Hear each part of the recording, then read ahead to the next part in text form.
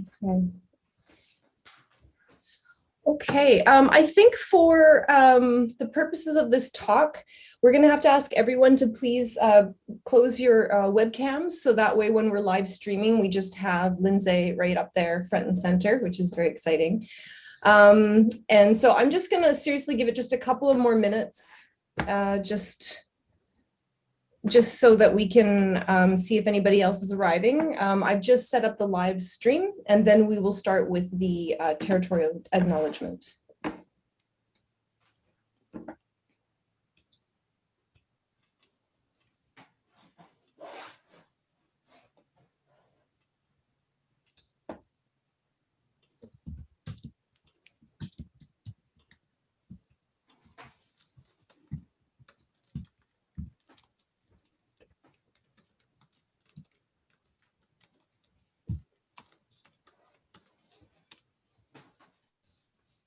Okay, what do you guys think? Cindy, Lindsay, what do you think? Should we start? Sure. Yeah. Okay, good. Let me just get my notes here. Okay, Cindy, I'm gonna have to ask that you keep an eye on the waiting room. Oh, okay. It should just pop up. Mm-hmm. Okay, great. So welcome to the final lecture of our speaker series for 2021, or the final lecture of the winter speaker series for 2021. I'd like to tell everyone that I do have close live captioning on.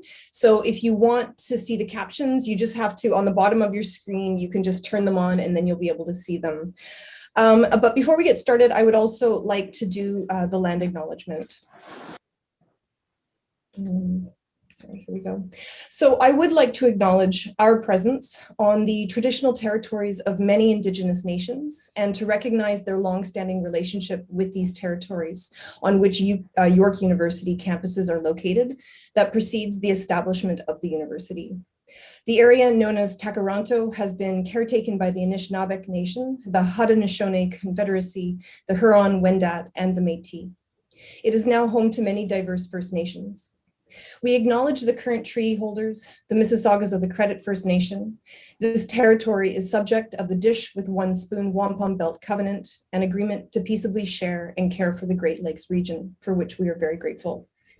In addition to this, we in the Department of Computational Arts and AMPD and at OCAD-U, we would also like to acknowledge that the virtual networks on which our activities and gatherings are sited is a product of the Silicon Valley and Zoom's headquarters that are located on Muwekma and Ohlone territory. So let's get started. So this is the last of, as I mentioned, the last of our winter semester lecture series for 2021. We will, however, host a couple of lectures during the DM Showcase, which will be held during the week of April 19th. We will host talks by Solon Karatli, who is the creator of Hive, which is a great interactive installation, a sound installation, and also Kwanta Hawks and of the Initiative for Indigenous Futures, and Maze Longboat, who will be talking about game design from an Indigenous perspective. So with that in mind, I'll ask Cindy to introduce our distinguished guest. Thank you. I'm over here on this side of the Zoom.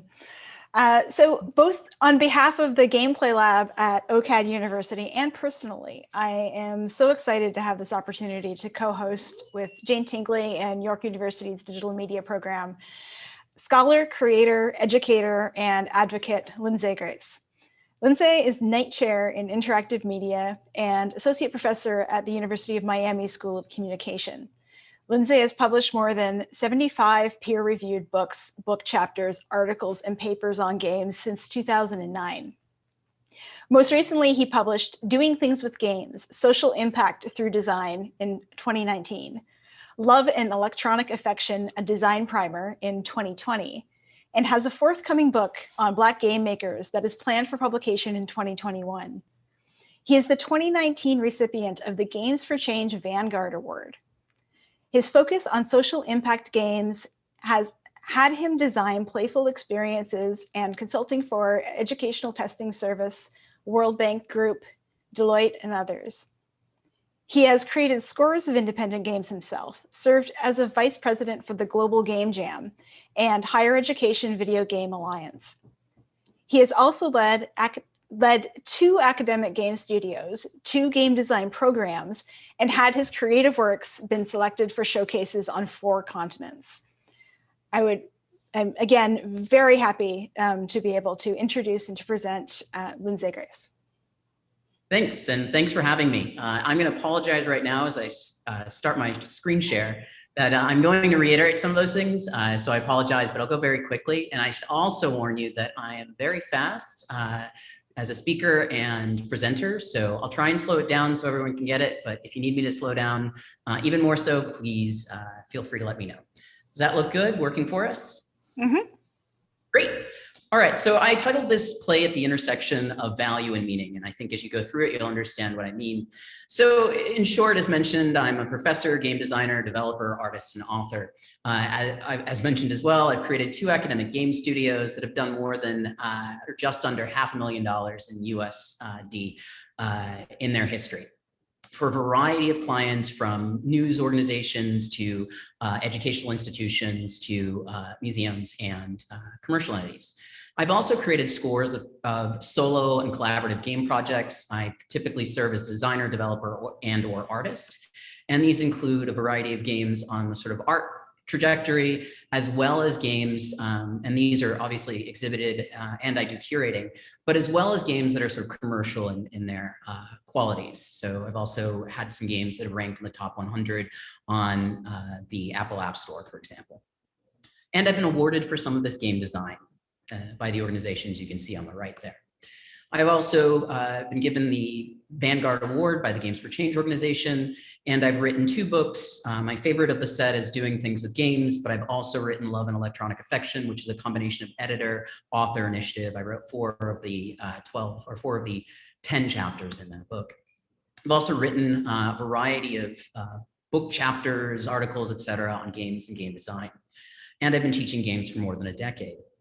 I've taught at a variety of institutions, public, private, within the US, and all of these programs have been ranked as sort of top 20 according to Princeton Review.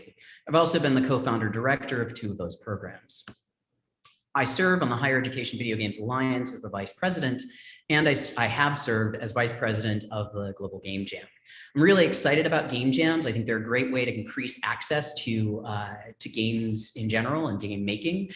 So I myself have organized at least 9 jams, and I also judge a variety of jams worldwide. I've also obviously spoken at a variety of conferences, including the GDC and the Online News Association, South by Southwest, et cetera. And I speak at a variety of museums on play and the opportunities that play presents. And occasionally I also find myself in the media discussing or defending the value of play and games. And usually at this point, for people who are kind of wondering how I got here, I like to kind of remind them that I've actually been making games for more than 20 years. I started as a child, absolutely loved it. I couldn't afford buying games. My family was poor, so what I did was I made my own, and it kept me doubly busy because it took me a while to make very short experiences. And I did this by reading magazines and then translating the code and then updating the code. So Nibble was my friend when I was a child, when I learned about memory allocation and these sorts of ideas from that. And I really did start on paper, which is the other thing I like to encourage students to recognize, that very good ideas often don't start on a computer. It's about augmenting the computer space or augmenting the experience. And I sold them locally, and they didn't make much, they didn't make any real money, but I was excited about this idea. But realistically, it was all just about me having fun with computers, being playful with computers, which is a theme that you'll see in a lot of my work. So if you fast forward a few years, I think often people think there's a clear trajectory from one point to another. So now I'm a game professor because I got a series of degrees and had always planned to do it. But the reality is that my own career trajectory, and I expect it will continue this way, is actually nothing but, or not anywhere near a clear and simple path. I was an intern in banking, I went to finance, I was an industrial supply, I was a web developer, and eventually I became a game professor. And I often do that just to remind people that for a lot of these spaces that are new and emerging, there is no linear path. So ultimately, the way I like to frame that is to remind people that each of those experiences informs what I do now. So when I was running game studios, I had a decent sense for the budgets. When I was doing work around user experience, I had that experience as a software architect. Obviously, I can design and develop.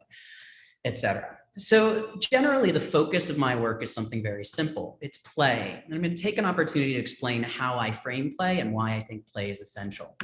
So in short, kind of decanting the concepts offered in anthropology, sociology, psychology, and a variety of other social sciences, the whole concept here is that play is practice and laboratory. So what I mean here is that play supports practice for life skills like this cat hunting a play mouse, to informal experimentation. All the activities, even the doodles that you might be doing while listening to me right now, are part of that experimentation that the social sciences have identified as quite valuable. And generally, you can think of play as being an opportunity to help people find solutions. So for example, tag, I always describe as an opportunity to practice hunter and hunted. And there's role play to develop comfort, as in playing doctor. And there's also play to develop an understanding of complex situations. But all of this is essentially just structured play. So the way I differentiate games from other activities is that games are structured play. And they're structured play to help us practice, experiment, and understand. So I'm a designer of things designed to, or designer of structured play to help people practice, experiment, and understand. So the way I frame it is that readers read, audiences watch, and players do the story. And it's that doing that I think is most important. When people are given a game, one of their first questions is always, what do I do in the actual game? And what we do, from my perspective in my writing and my books, is I believe we practice solving problems in games. And it's quite simple. Designers create the problems and designers offer the solutions. So here, a reference to Super Mario Brothers. Ultimately, game design is really just about designing opportunities to solve problems. So we solve these problems through what most people would frame in the game design world as game verbs. And these game verbs might be things like jumping, running, shooting, or speaking.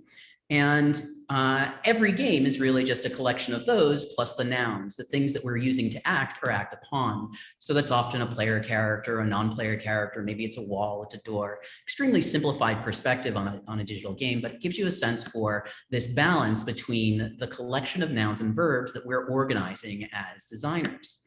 And ultimately, game design to me is a task, an activity around arranging nouns and verbs.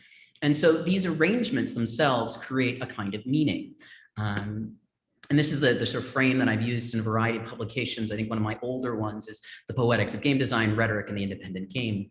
And what I'm trying to help people recognize in the game design field is this idea that we make meaning by changing the way players do. Remember that I emphasize this idea that players do, and that's core to what they expect out of a game. So we make meaning by changing those ways. And the specifics is that we make meaning by changing the way players do the problem solving to meet the goals we set. So we as designers set the goals and we're giving them an opportunity to solve problems the way we've framed them. So game designers are really just people who make meaning by changing the way players do the problem solving to meet the goals that they set. And the rhetoric itself is in how we let players solve problems. So we create the affordances for the environments that we construct. And so the core question, of course, is then how is that meaning read? How do we understand how to interpret that reading? How do we know the rhetoric? And I'd argue that playing in itself is practice in reading play. And that's the way to read play is through a version of ludoliteracy. If you're unfamiliar with the term, essentially ludo is the Latin word for play, and literacy, ideally, if you're at this lecture, you already know what that means. So the idea is to combine play, it's a sort of a play literacy, and play literacy is learned through play. This is why developmentally in psychology, we want to make sure that children have enough time to play, and why we're concerned that during a pandemic, they haven't had those opportunities. Likewise, we have to recognize that there are varied experiences in play. So, for example, some play requires very simple literacy. Pong is an early generation digital game. It's very simple to understand, especially if you've seen lots of other games, but others are extremely complex. So it's the difference between reading The Cat in the Hat and reading something like Shakespeare. So generally, players refine their ludoliteracy through play. And I generally argue that it's an evolving language with an actual digital history. Again, I'm focusing on digital games, but I do support analog game design as well. So for example, if I asked you to say what this meant, if we had this sort of back and forth, ideally you'd look at it and go, oh, I know what that symbol means. It means health, right? And if I showed you this one, you'd look at it and probably say, oh, I know what that is. That's healing or magic, but it's also 50% of it or so. It's about half gone, half depleted. And that's a combination, obviously, of visual literacy and ludoliteracy. So we have elements of ludoliteracy, and this is a convention in role-playing games, it's a convention in fighting games, but it's also visual literacy and interpreting image and understanding how that image has meaning in the play space. So if we were to look at something that's even more specifically games, say a glowing person or object, I think you have a strong response if you play a lot and say, oh, this must be a mission or an opportunity. They've got something for me to do, which is where all these charming little memes come from. If video games have taught me anything, this cat is a side quest for me, right? Because he's sitting in the sun. If video games have taught me anything, there's something behind this wall, because in a ludoliteratic space or a space that requires ludoliteracy, you know that there's a texture difference on that wall. So you must be able to break through it or find something behind it. So I use those examples to help bridge this gap between the real world and the digital space. So ludoliteracy to me is also an opportunity to help us interpret the world differently. And I'm very much interested, the thrust of most of my work is about helping people interpret the world differently. So I'm going to give you 3 questions that I use as a part of my creative practice and my research to kind of posit that. The first is that I'm very interested in how we can solve problems in the game context differently. And this is where my early artistic work came through. Critical gameplay was what I called it. Last time I've touched it, it's been about 14 games that remind people how to play differently. And they're all games made in a game jam context. So some of them are made in 48 hours, sometimes 36. At most, they're made in 7 days. And then I just leave it. Whatever level I've created at that point is what I'm going to finish with. And so these are just screenshots of a variety of the games from the 14 game collection. And I'm just going to highlight a few to give you some context of why I think it's interesting to investigate how we play. So for example, I had this sort of thesis or interest in looking at how we could have people practice addressing adversity through support over destruction. I found in a lot of games, we had a lot of people who were destroying things when it was an obstacle, and I wanted to try something else. And that was the impetus behind Big Huggin'. In Big Huggin', you control this giant teddy bear, and this giant teddy bear is your controller. And you basically have a series of obstacles in the world, and you must give him a hug in order to get past those problems. And he supports about 12 degrees of hugs. And the levels increase in complexity and sort of darkness. So the bottom right is the last set of 3 levels. But it gives you a sense of another way to practice creating solutions. Another, which I think is ironic given how quickly I'm speaking, is this idea that I wanted to encourage people to practice slowing down instead of rushing forward. And so, for example, or the main example of this was a game I called Wait, Critical Gameplay Wait. Games for Change Foundation, at their 10-year anniversary, put it in the Games for Change Hall of Fame. But essentially, the way this game works is that the player is just posited in a first person's perspective in a canyon, and the canyon reveals itself the longer they wait. But if they wait too long, it recedes again. So they kind of alpha out and alpha in perpetually. And so you've got to balance seeing and doing while trying not to disturb the world much. And it's really fun to see how people engage in it. I think when people started realizing that a game could be meditative, when walking simulators were new, I mean, this game is more than 14 years old at this point, but it gives you a sense of that sort of critique of the way we play.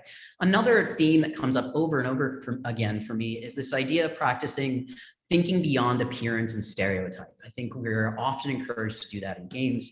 And so originally I created this game called Black White, where all the player characters and the non-player characters look exactly the same. So it's very hard to decipher threat from non-threat. So instead what happens is you basically have to wait for their behavioral change instead of their appearance changes. This is a critique of the standard platformer.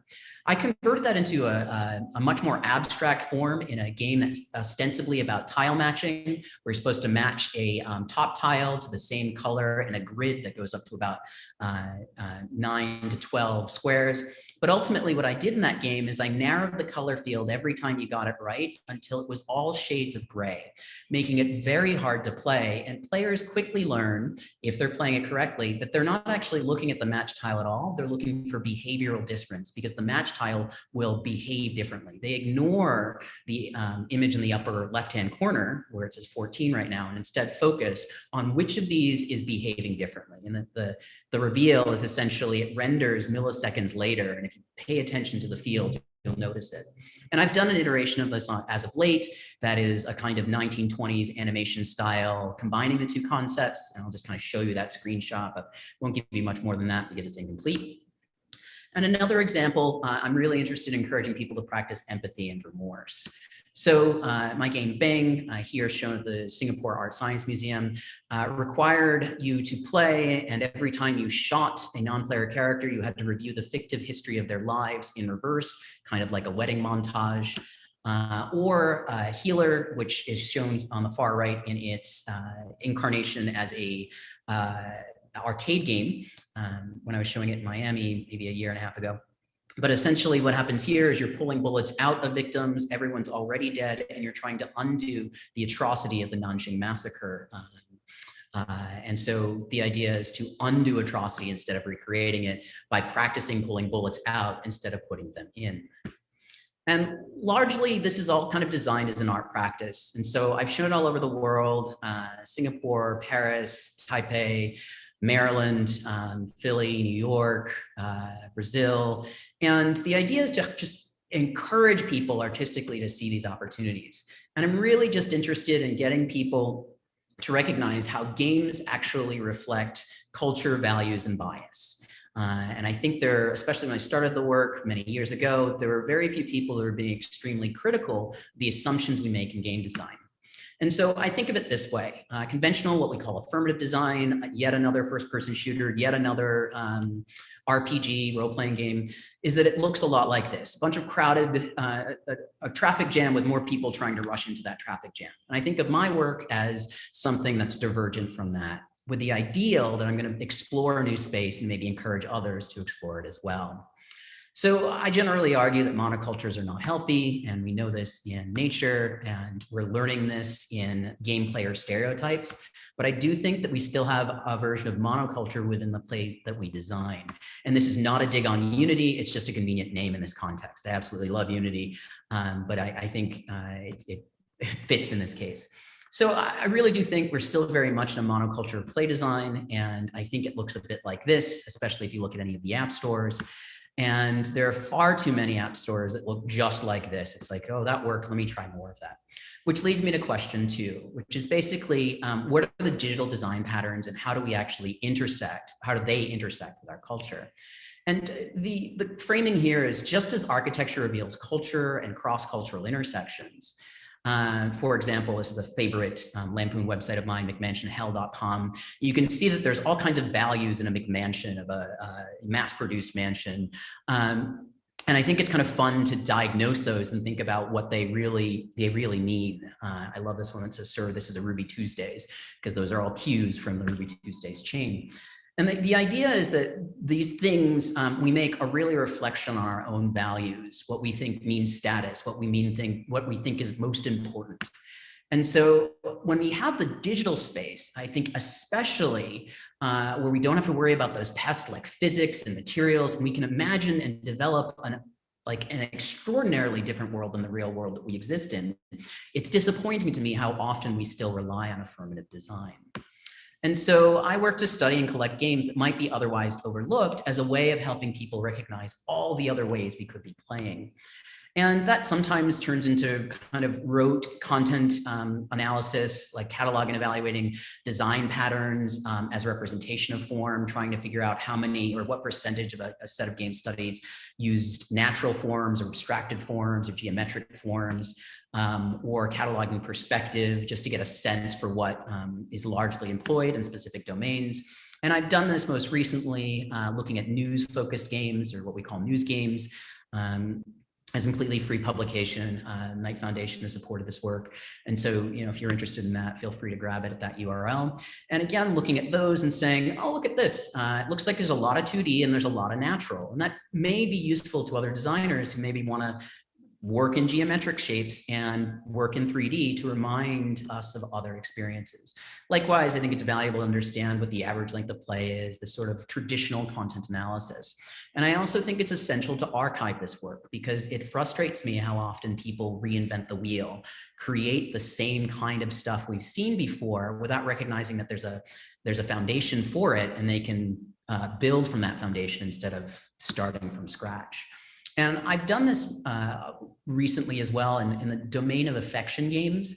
And that's where the Love and Electronic Affection book partially comes from. And it just astounds me that we think this is an image of flirting, for example. It shows a whole lot about values. It shows a whole lot about lots of sort of hot topics like heteronormativity and gender roles and all this other stuff that is about sort of understanding a set of values and then baking them into gameplay.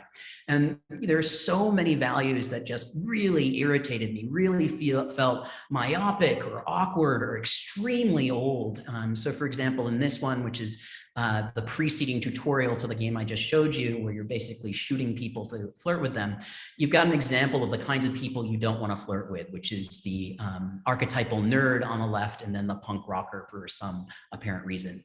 And those values are being played by 10, 12-year-olds. This is alarming to me. So you can see there's lots of stereotype in a lot of these games as well. So you've got Kitchen Kissing, a game produced out of India with 936 reviews. So I really am interested in helping designers and people doing game studies help us see the tree for the forest, to help us see how these very distinct patterns are being replicated over and over again, and then maybe get away from some of this affirmative design towards more positive ends. And the third way that I interrogate this is by trying to figure out how we can amplify social cultural values for these kinds of different games. So I'll give you some examples of that. Primarily, I do this, or in part, I do this through curating and co-curating. And so this is a screen, or rather photo from one of the exhibitions. And it's partly in response to Roger Ebert's famed claim that video games can never be art.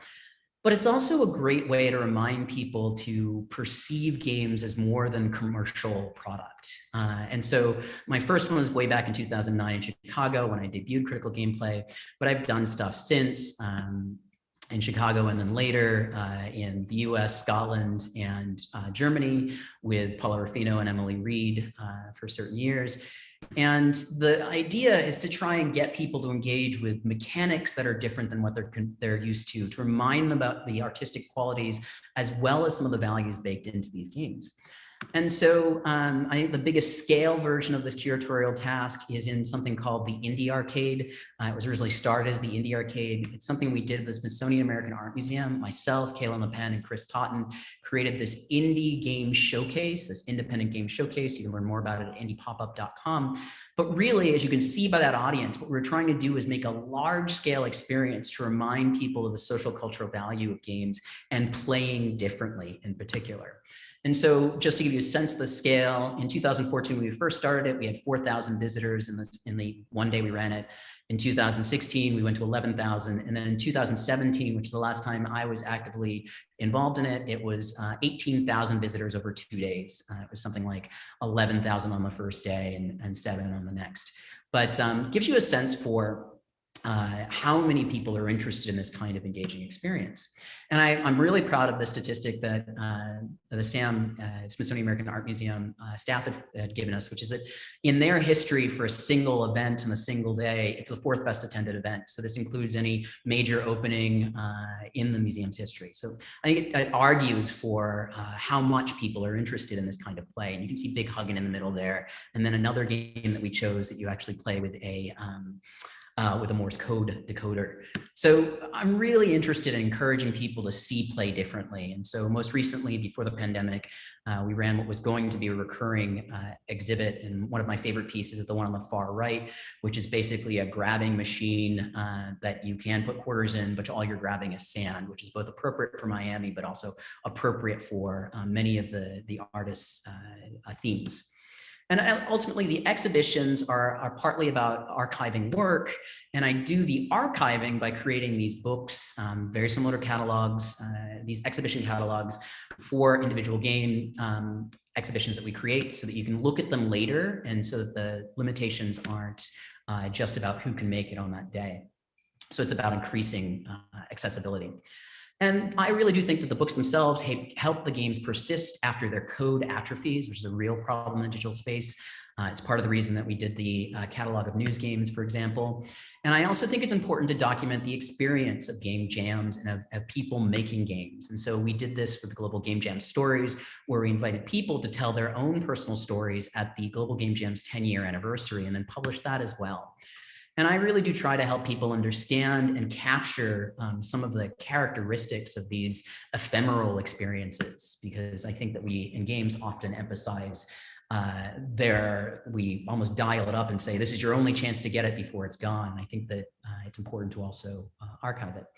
And so I kind of wanted to conclude with a overview of some of the forthcoming work, the future work, because I think everything that I've given you here kind of posits what I'm trying to do with the Black Game Makers book.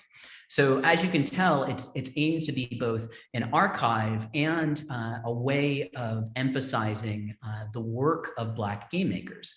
And so this project, which is supported by Higher Education Video Games Alliance, Carnegie Mellon's ETC Press will be publishing it, as well as my school, the University of Miami, and an organization called the Black Game Makers Association, which I think is the sort of example of the kinds of work that can be done in this space.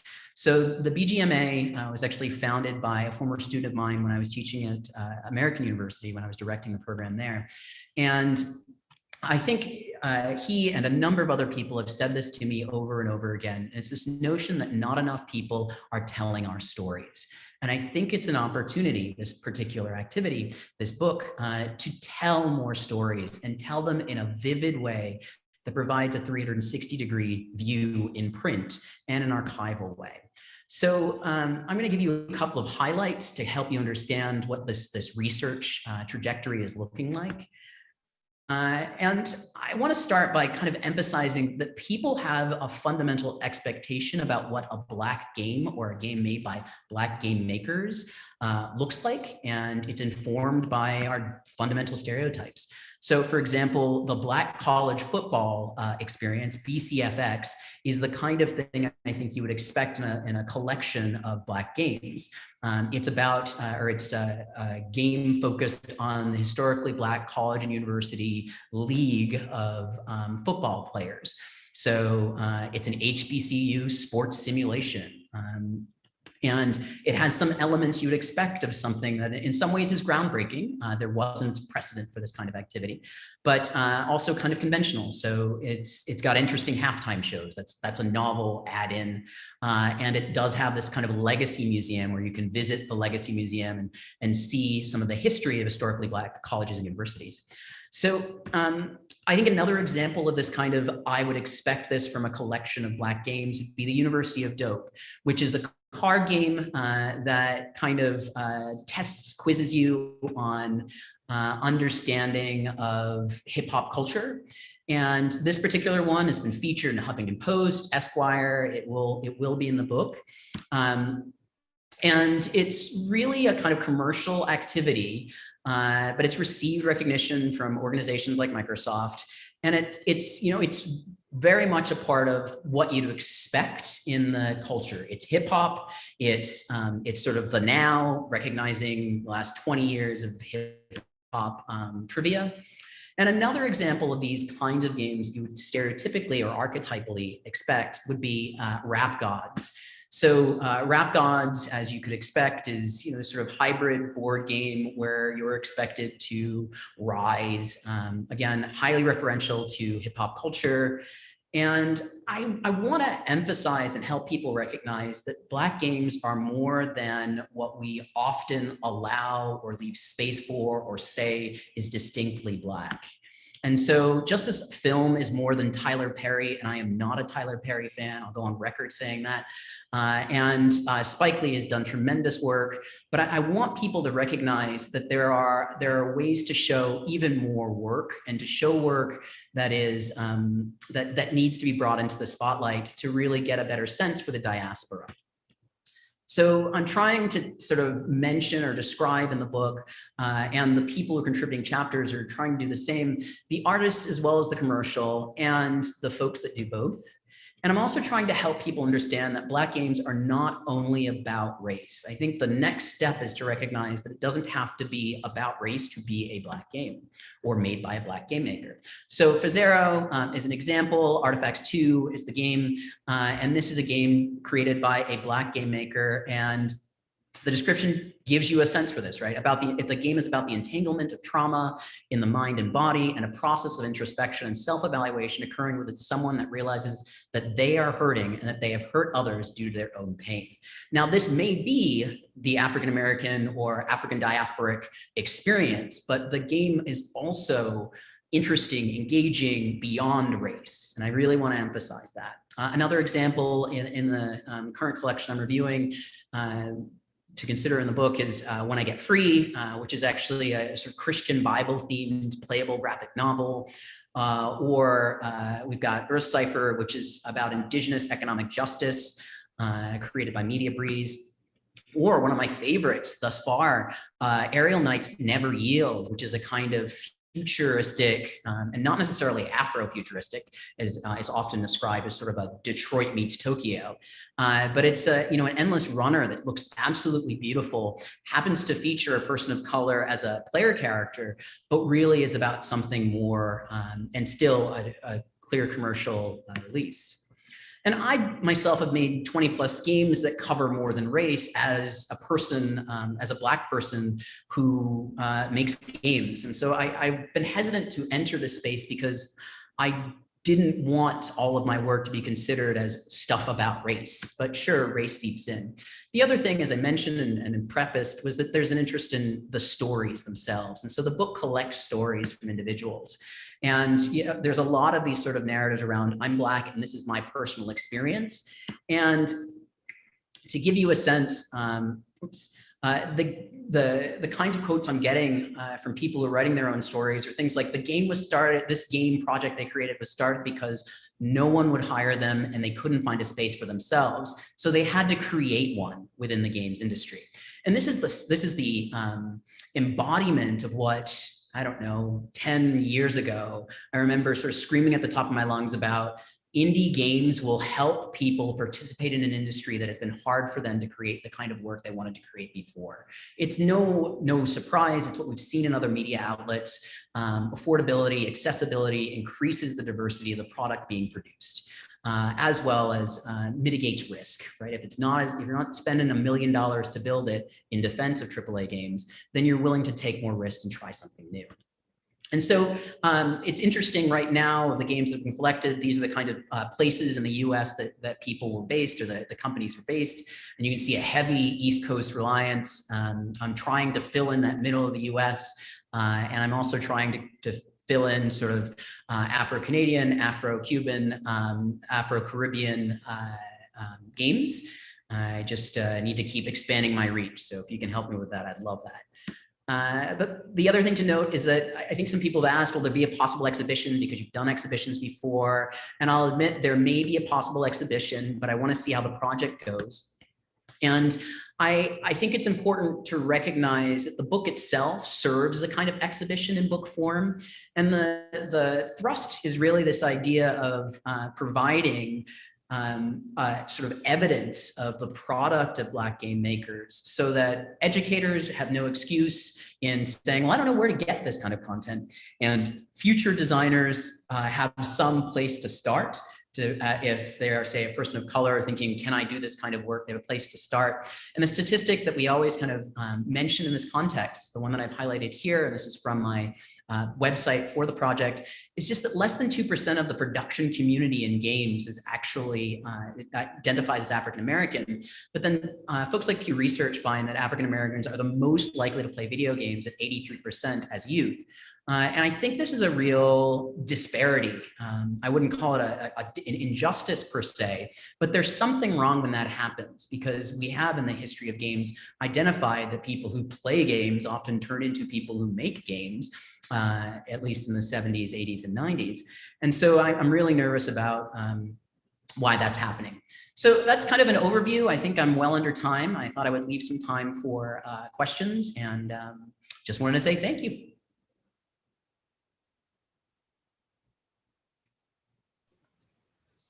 Amazing. Thank you so much.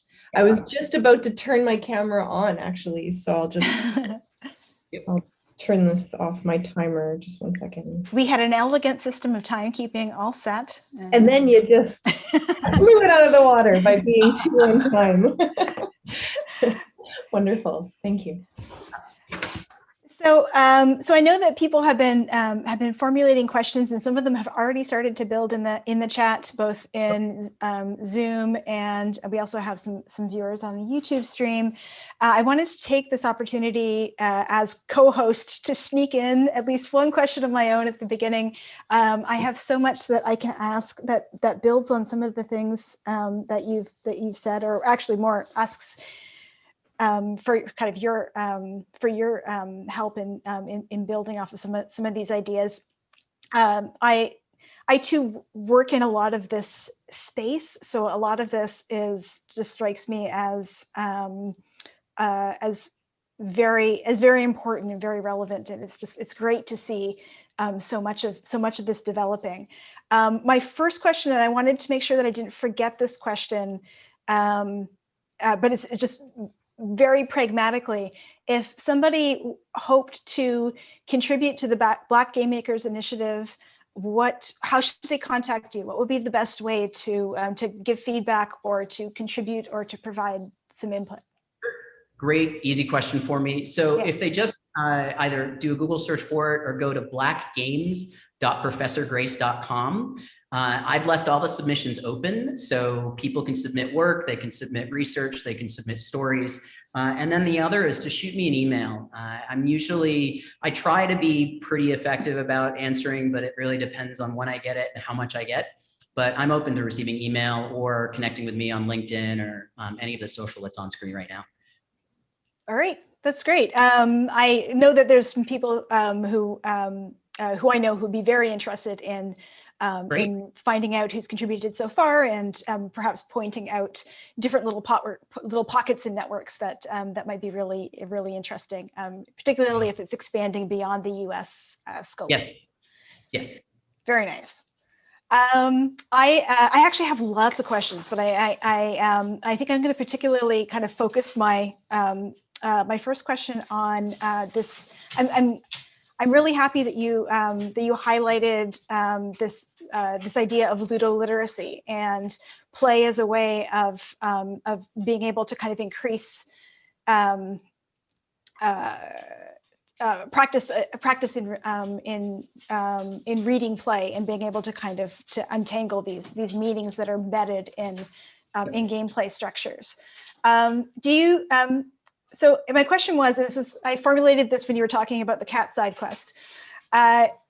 Do you see an increase in required ludoliteracy, kind of increasingly creating barriers within work? Have games become, have games now necessitated so much of a history of building up that literacy that it actually becomes prohibitive to use them to kind of effectively communicate? Or conversely, do you find that elevated ludoliteracy, that elevated baseline, gives you more space to work in, or more space to play in? Sure. So I think both are true. So I think it depends on the objectives in the work itself. So for example, I think the complexity, and this is explicitly why I use something that's popular in the esports space, the complexity creates a tremendous set of borders is a nice way to put it, obstacles is another, to certain access to communities. So for example, I have students, I teach an esports and spectating class. I have students who are just completely confused within the first minute and a half of watching League of Legends competition, for example, because there is so much domain-specific language and activity and interpretation that I think it can be kind of a closed field, which is disappointing because it's a growing space. But at the other side, I think that the opportunity is in how sort of conversant the average player can be. I remember when I first started doing this work that there were, you kind of had to teach people things like, oh, this is a gesture on a touch screen, or this is this means this. And I found that some of those hurdles are gone, but at the same time, this is why I'm sort of like yes and no. I also find that there are a number of people who have become, because if we can, the genres or game types are so deep now. We've got some people who are extremely good at interpreting very narrow spaces within digital play, but completely lost in others. So it's the analogy would be someone who's been reading every bit of Agatha Christie they could, but has never read a Hemingway, and they're really confused about what Hemingway's doing. Where's the mystery here? I don't know what's happening. And so it's kind of fun when I design sometimes like, I have to make sure that this is accessible to someone who wants a little role play in this. Can I just ask a question there? Cindy, it's just totally related to your question, I think, but from a different perspective, because I'm a sculptor originally, and I worked on a few games, and I really love gestural interfaces, and I love thinking through how do people interact with games physically. And I thought about, like, as soon as you started talking about ludoliteracy, I've never heard of it. I was thinking, how does that relate to interfaces and how we interact with games? Could you talk a little bit about that? Sure. I mean, I think it's a huge factor. I think I'm going to take a step back to explain the framing I have for ludoliteracy. In short, I look at games education fundamentally as the 21st century liberal art. The reason I always talk about the social sciences is if I'm going to give you a good games education, I've got to give you some psychology, some sociology, some computer science, some of all the sort of this hybrid. And so I actually think ludoliteracy has elements of that as well. So if you're visually literate, both as a designer and as a consumer, a game may be easier for you to play and easier for you to design. And so I think ludoliteracy is, I don't want to say it's hierarchical, but it's dependent on other types of literacies, including these sort of things that I'm going to use a very academic term, but these notions of versions of pragmalinguistic / sociopragmatic. So this idea that you understand how to read an environment. In the real world, people are studying sociopragmatics. Do they know how to address people and how to interact with people given a certain social context? Do they just stand up in the middle of a classroom and go, hey, I have a question, not respecting that there's a dynamic here? I think that there are elements of ludoliteracy that require that same kind of pragmatic interpretation, the ability to read this and go, oh, I know what's happening here. This is a standard boss fight. This is a standard blah, blah, blah. And I know how to play this. And so that savvy is becoming so much more rich than, oh, it's blinking, it must be dying. Thank you. Yeah. I know Jane and I have many side anecdotes we can tell you about designing games for artists that feed into this. But I want to address some of the questions as well. I'm actually going to ask Emma Westacott, who's on the chat, if she would be okay with kind of popping onto video and asking, or at least audio, to ask the question that she asked in chat. Hi, everybody. I think I've switched video on, but I can't see myself, so I'm not sure if you can see me. I see you. Oh, cool. Hi. Well, it's probably just as well I can't see myself because I haven't looked in the mirror today. Excuse me. Thanks a lot. And it's great to meet you, Lindsay. I have been wanting to meet you in person for a really long time and, been a fan of your work. So thanks a lot for your talk.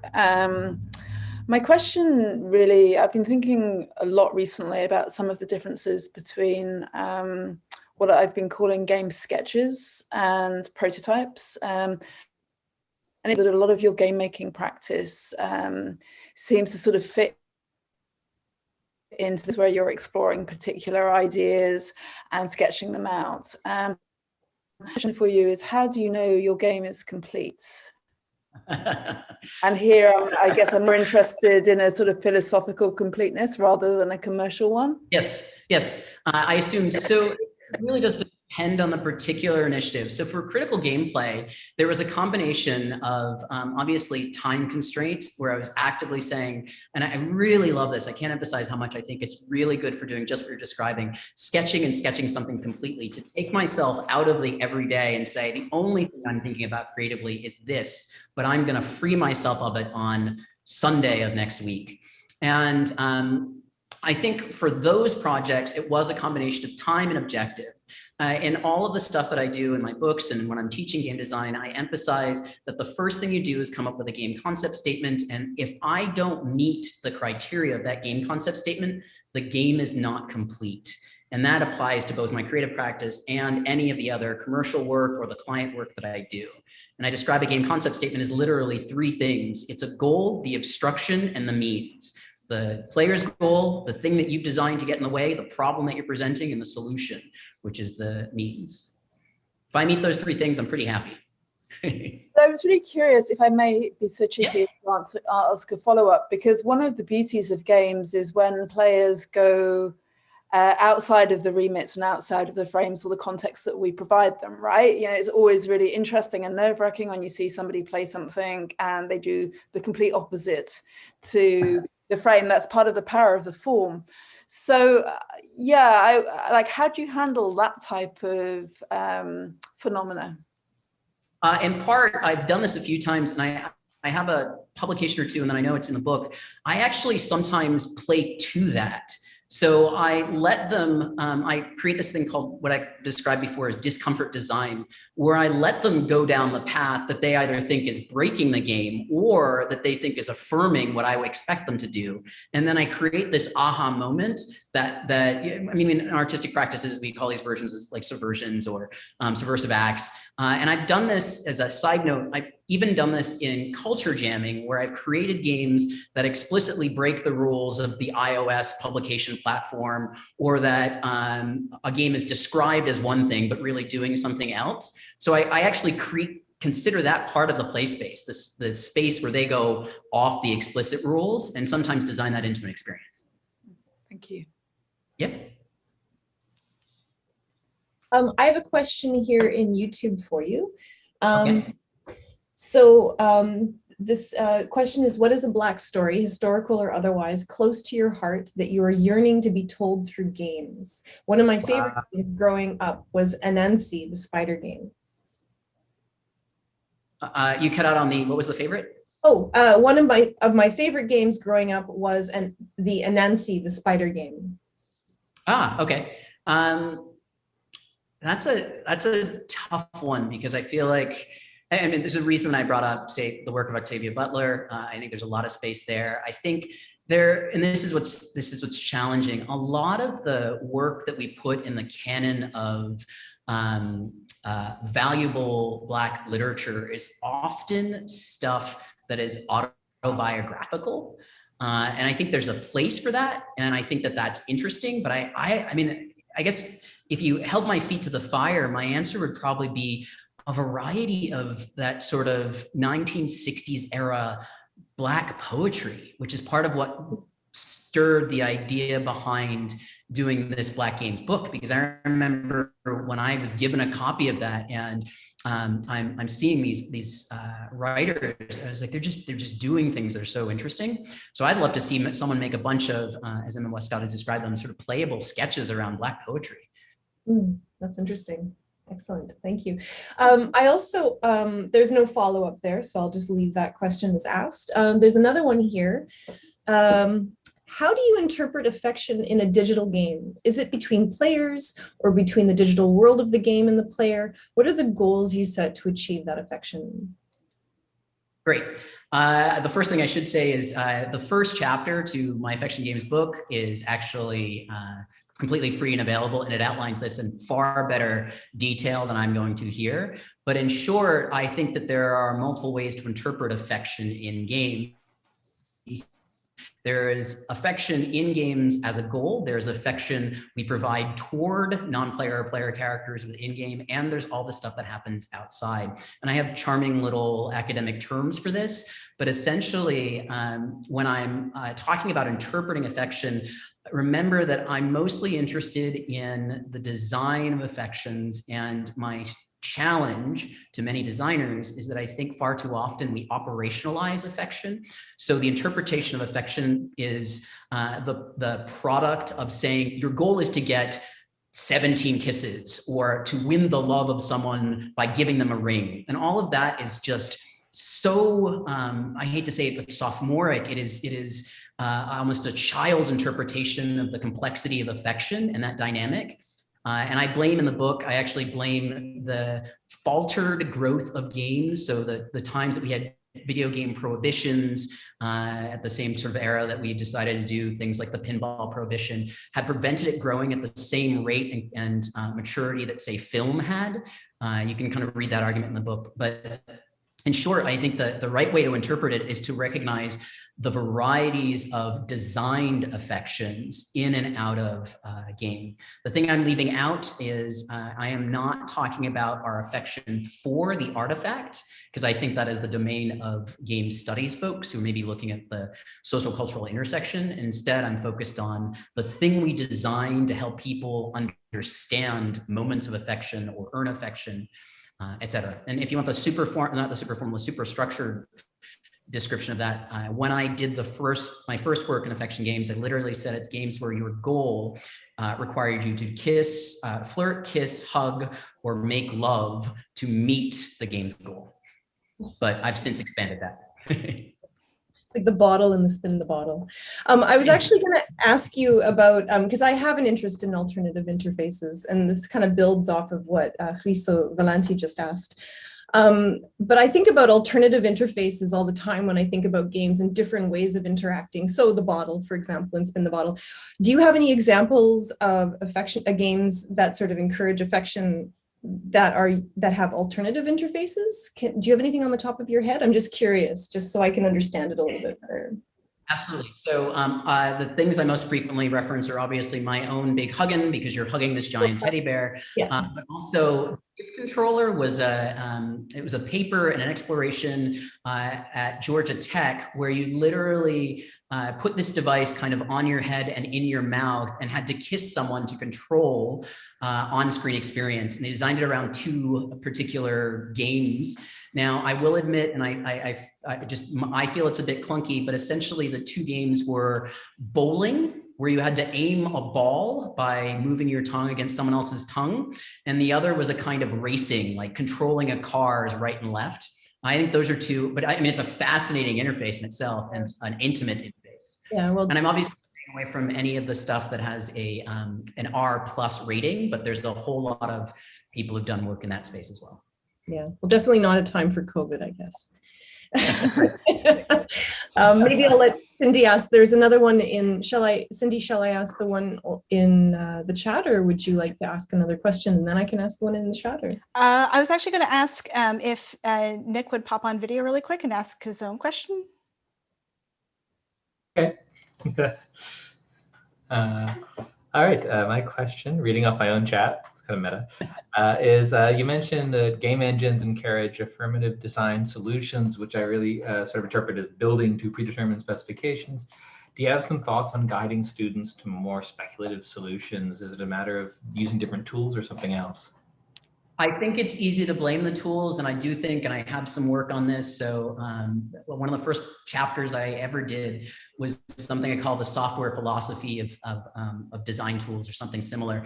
In that for example, in designing Healer, I discovered that the game engine had really one interpretation of how games work, which is that there is a source object and it emits something. And by design, it was really hard to pull bullets out of things because it required you to always have a source of origin that is the actual player character. The player character is the only thing that does stuff.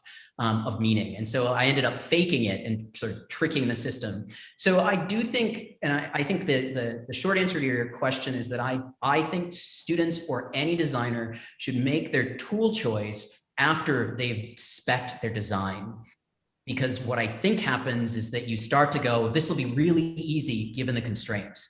So if a sculptor started and said, I'm exclusively working in cardboard and that's all this is going to be, then you're going to get something that works in cardboard, and you may actually lose your opportunity to do something that worked well in ceramics or worked well in found objects or something else. So I think the first thing to do is to have them design agnostically from their tech solution, because it may not even be a tech solution. Thanks. Yep. I think actually Emma has another question if she wants to unmute herself. All right. Thank you. So many questions.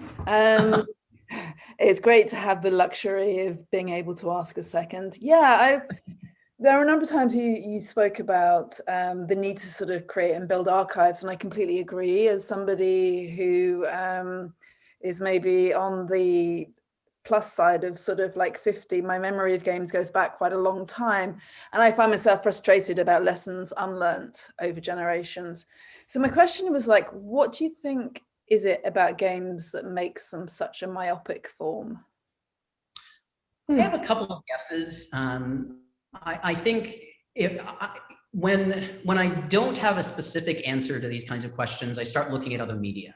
And so for years, particularly I remember in the 90s, even artists like Prince were frustrated because they felt as though the work they were doing was not, because it was so commercial, it was considered discardable.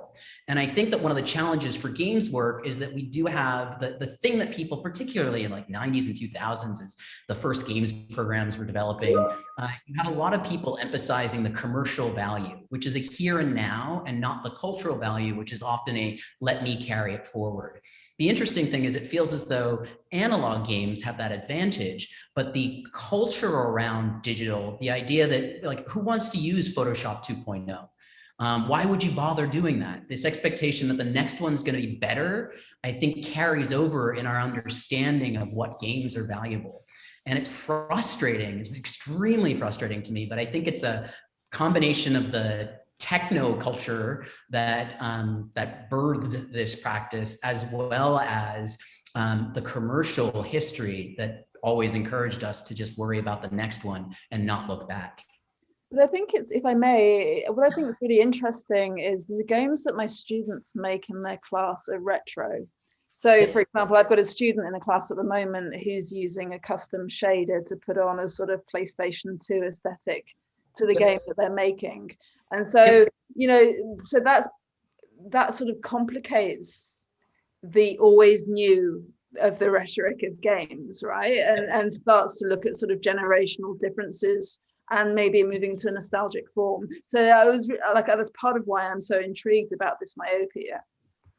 Yeah, I think the safe way to put it, though, is to recognize that the thing they're pursuing is not a product of necessity. The PS1 aesthetic or the 8-bit aesthetic was a technical necessity, and they're referencing back to it because they're charmed by it, in the same way that certain fashions were functional when they were first introduced, and sometimes they're not, but either way. And we bring them back even though we're still fashion forward, right? There's always that little spin. So it feels similar to that. And then every time my students are like, they're hand picking. So for example, they'll often take an aesthetic that is clearly referential, but forget to do the audio. Or they'll do something that is lopsided. It's not a recreation of the past, it's just hand picked. Yeah, no, it's a fascinating subject. Thank you. Yeah, definitely. Oh, sorry. I have more of a comment that kind of builds upon that discussion. I'm curious to kind of get your view or your input on it. I've recently been working on a research project that goes into design patterns to try to take a kind of a more fulsome look into like forgotten genres. So it was looking back at old FMV games and trying to kind of pull useful design patterns from them. And so specifically because, you know, you've also done work kind of looking at patterns. One of the things that came up in doing that work is, you know, is translating things back into design, into ways designers design new games. And so much of it is based on, you know, it's almost like a crafting or apprenticeship model, as opposed to being like formal design work. It's just like, well, I want a game that's going to use the mechanic from this game, but it's going to be a twist, you know, that's like the mechanic of this other game. And so much of our language around games references other games. And I'm wondering if that's perhaps something that then just reinforces that myopia, or if that, if you know, or is there a way that some of the work that you've been doing looking at design patterns can somehow upend that, or? So I think that's a good question, and I think it obviously ties into what Emma had mentioned, and I want to underscore the other novelty that I just noticed as you were saying that is that there's this old culture, which doesn't seem to be nearly as prevalent as it was in the past, but this culture of doing a post-mortem of your work and really admitting that I did something right and I did something wrong. And that moment, which still kind of exists, there's still post-mortems at GDC, but it's not nearly as prevalent as it was way back when Gamasutra was hosting them. I think that's it's another dimension to this tension between discardable content and I'm inventing something new, but I want it to be referential. To answer your question about how I think I can help that, I think in design terms, one of the ideas behind doing these content analysis and saying, look, 70% of the games use 2D isometric in this domain is so that people can say, aha, if I want to be the same or comfortable for my users, I can do this. If I want to break convention, I can do that.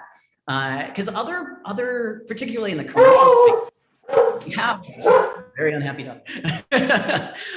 You have some of these metrics, you have some of these moments captured, but I think this is why, and I remember a reviewer really disliked my framing, but I had said one of these content analyses was a topographical analysis of a space, because I do think it's important to know where the peaks and valleys are if you're going to navigate that space again. And know where people have or haven't explored. It's a theme I use over and over again as an analogy, like occupying space, finding space. And so I think one of the tricks to helping people do things differently is to know where others have been. Sorry about that. Very enthusiastic response from the crowd here in Toronto. Yeah, I just as a quick comment, I'm doing IGF judging for the first time this year in a long time, and memories are short. They're so short, and innovation is you know, slim in a lot of cases. I think there was, sorry, was there another? I don't want to. I can probably sneak in another question, but I want to make sure that if there are additional questions.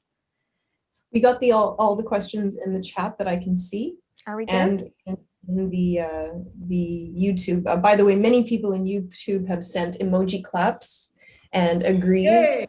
amazings, and thank you very much as well. So anyways, Cindy, you're all good to go.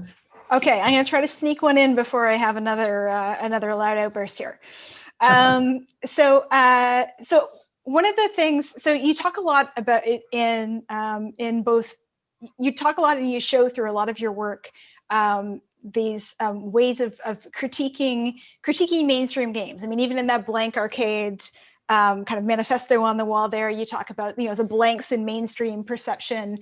Ludoliteracy to a certain extent is also, you know, very kind of acknowledging and kind of referencing existing game conventions and stereotypes and all of these like sort of ways in which we kind of go through the motions in creating games.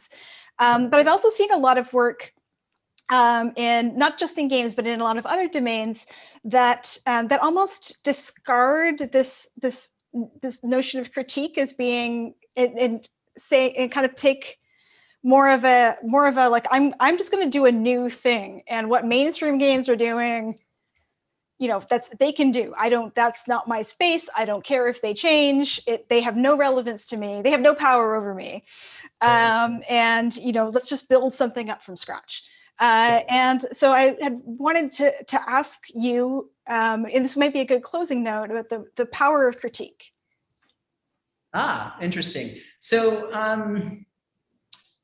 so it's almost such a big question. I'm not sure where to begin. Yes, critique is powerful. I think that's that's where I would start. But I understand, this is the tricky part. I understand, and this may be my own design philosophy coming through. I understand individuals who say, I'm working completely independent of what has been critiqued, or I'm working completely independent of what has been done before. But the claim I would make generally is that, like most other practices in the creative space, if you really look at it, you're informed. That's actually part of why I structured the presentation to emphasize that I have this weird tangential career path, and it is definitely affecting the way that I problem solve data in games, or just evaluate certain situations. So one of the more recent papers I did was on this notion of the sort of penumbra of the shadow, the ghost of our past experiences. It kind of plays on Derrida's, what was it called? The,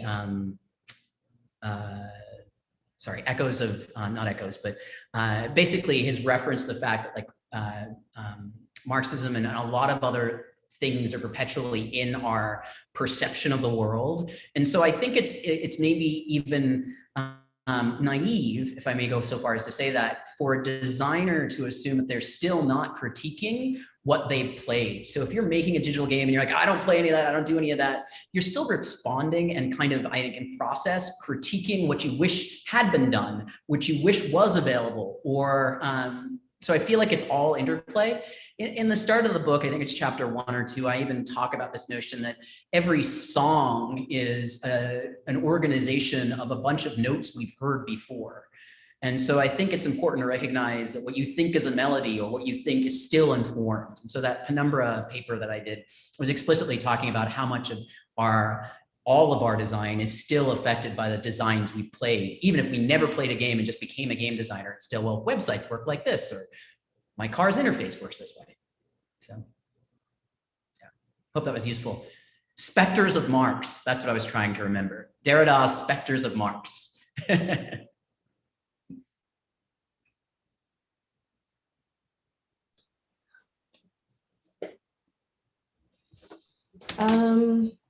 Well, I think we've actually, we've done a half an hour of questions, so I think we're doing pretty good. Yeah, so from what I can see, we've reached the end of the chats in YouTube, as well as in the interface in Zoom. So unless there's other questions, I think, first of all, I have to say this was really, oh, somebody wants to come in at the end of the talk. They're in the waiting room. Anyway, a little bit late. It's been really informative. I've actually really loved seeing everything that you're doing. I think that I think it's really fascinating. I'm super excited about the Black Game Makers initiatives. I think it's really important to get these different stories from different perspectives. We need voices, and just to have that contribute to sort of the overall conversation, I think is really exciting. So I just want to thank you very much. I'd love to see the fact that you had a teddy bear that touches on my love of alternative interfaces. I love gesture and squishing and all that sort of stuff. So thank you very much. Furry. You never have furry in games. It's always plastic and steel. The only downside about furry, I remember one time we had this show where we had this squisher. It was a squishable interface, and it was like light purple fun fur. And by the end of the art opening in Vienna, it was brown from all the dirty hands. So at least you had people hugging. We tend to be cleaner from here up, I think. That's a great point. With Big Huggin', the very first time I showed it at GLS at Madison, Wisconsin Games Learning Society, and it was at a happy hour that it was first shown. And so people went the other way and were like, how hard can I hit this bear? So he didn't even last the night. Yeah, no, it's amazing. Like in Vienna, this is one of the first games that I had worked on, and I'm used to, you're in an art gallery, people respect art. And this guy literally drop kicked the interface with his cane. He'd like, pow, and then this kid jumped on it. And I was just, what is the world coming to when we're destroying the art? I was very upset, but I've learned a lot since then, so. Anyway, yeah, we have a lot of, thank you very much. It was really wonderful. So thank you very much if I speak for us at the Department of Computational Arts. Thank you very much. Thanks so much for having me. Yeah, and thank you from the Gameplay Lab at OCAD. My co-director is Emma, who had asked several of the questions here and who might just have disappeared, but thank you so much for giving your time to come and speak to us today. This was a ton of fun, and actually. Great. Okay. Thank you. Take care. Thank you. Bye. Thanks, everyone. Thank you, everyone. Thank you. I will see if everyone pops off here. Okay, actually, Eva is my assistant, so Eva's still here. Lindsay, you're still there, or you disappeared? Nope, I'm here.